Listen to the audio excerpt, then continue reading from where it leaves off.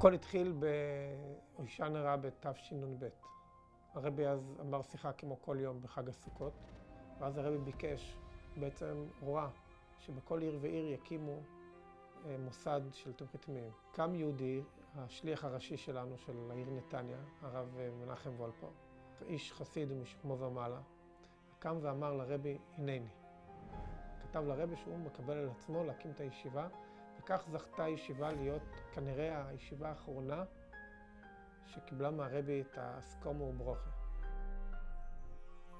פשוט מדהים, יום ולילה יושבים ולומדים, כל היום. ומסורים בלב ונפש לעבודת התפילה, מעריכים בתפילה, גם אם זה לפעמים לחשבון הארוחה. וכשמגיע למבצועים, אז פה אפשר לחשוב, רגע, אולי הבחורים האלה פשוט מתמידים בטבע שלהם, לא? הם יוצאים ב-12 למבצועים, ואם השבת נכנסת ב-7, אז ב-6:55 רק רואים אותם, חוזרים בריצה ממבצועים.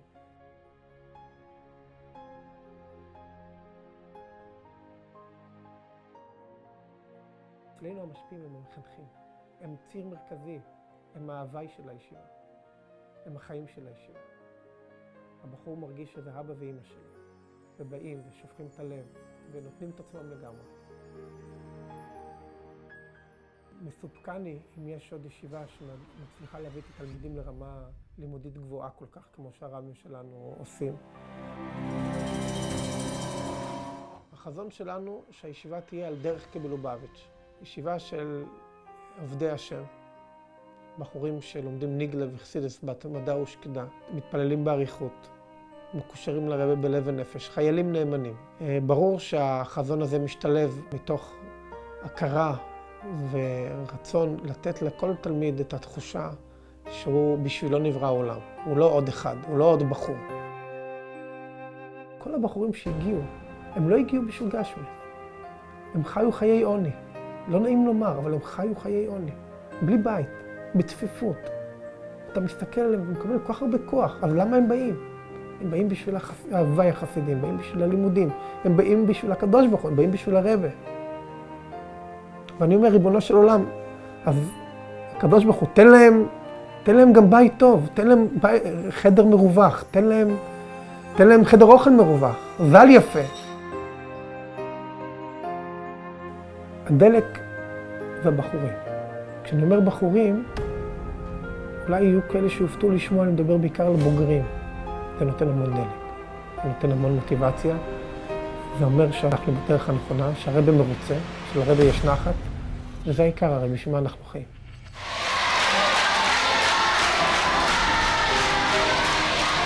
Mendel de la Yeshiva de Rehovot, les conditions matérielles est pas très bien, mais la Rouhaniot est très très bien, on étudie très bien, on kiffe à la Yeshiva, mais on a un peu froid dans l'hiver et c'est très dur à étudier quand on n'a pas les conditions matérielles. Les douches, on aimerait bien que les douches et les toilettes seront propres, seront confortables, parce qu'on veut que ça sera comme la maison.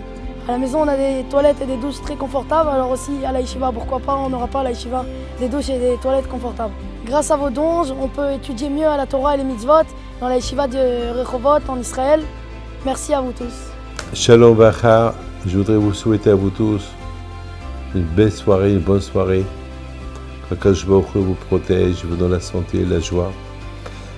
Je m'excuse de ne pas pouvoir être avec vous ce soir, parce que je ne serai pas présent, je vais être aux États-Unis. Cette belle soirée exceptionnelle en faveur des Bahurim, de Tomchei Tmimim.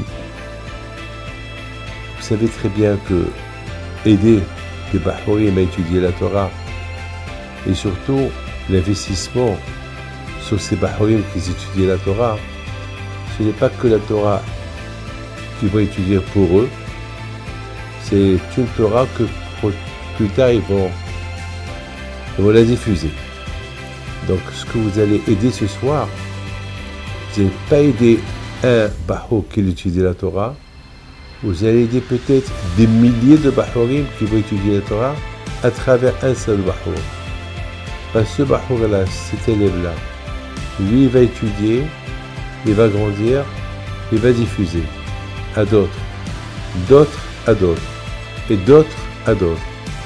Et vous savez très bien, rien qu'imaginez-vous, de Abraham Avinu, ils sont sortis des milliards de Juifs depuis son existence. Alors d'un Bahour, qu'est-ce qu'ils peuvent sortir? Donc, à Motaï, il faut savoir une chose. On dit, Moshe Kibet Torah Misinaï, Sara Yehoshua, Yehoshua. Moshe Rabbeinu était le seul, le premier rabbin.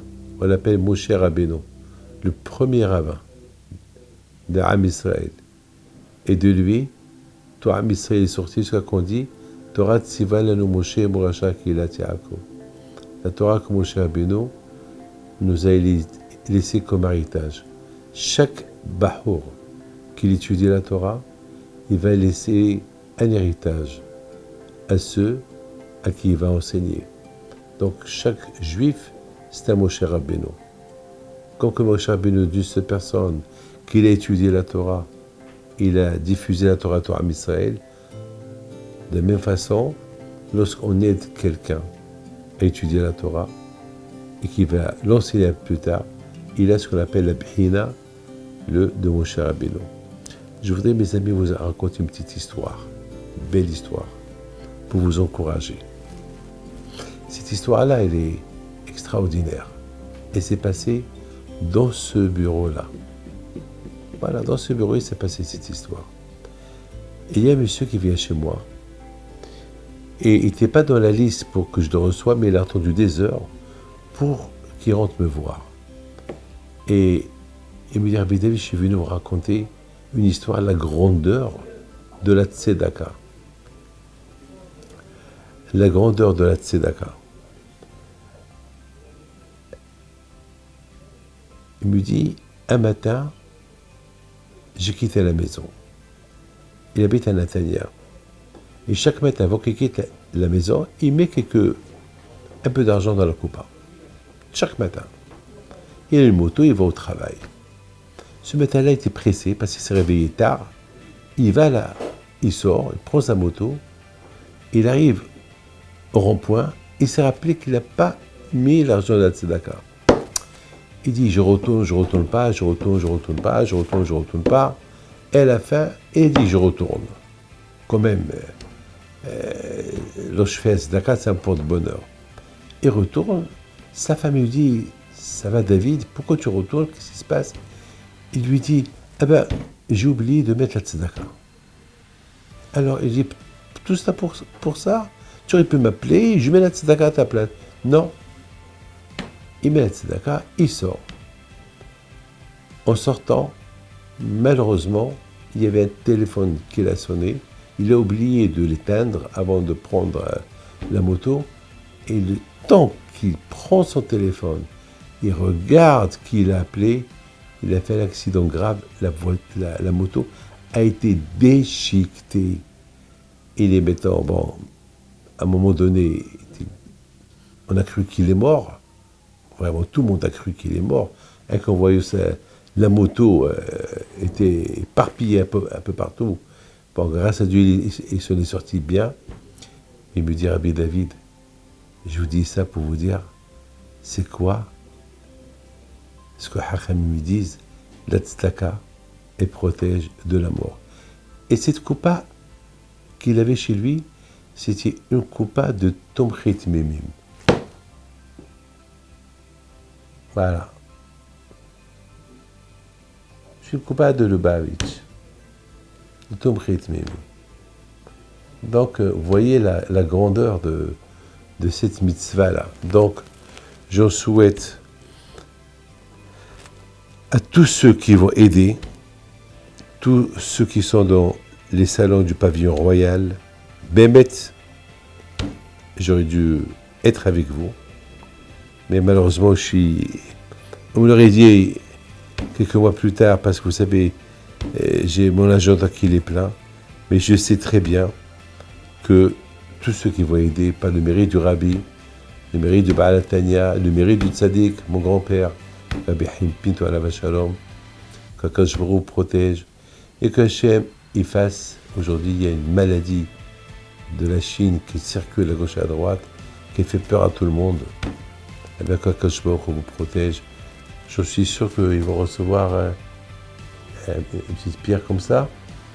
Ouais. Ben voilà, moi aussi j'ai reçu une petite pierre de la maison de... La maison où le Rabbi étudiait quand il était enfant avec son père. Voilà, quel zéchot. La maison où le Rabbi a étudié lorsqu'il était jeune. La La chambre de Rabbi où il a étudié avec son père. C'est un grand zérout, je la garderai. Voilà. Je vous souhaite à vous tous une bonne soirée et préparez-vous. À chacun, il mettra de sa poche pour cette grande mitzvah. Merci.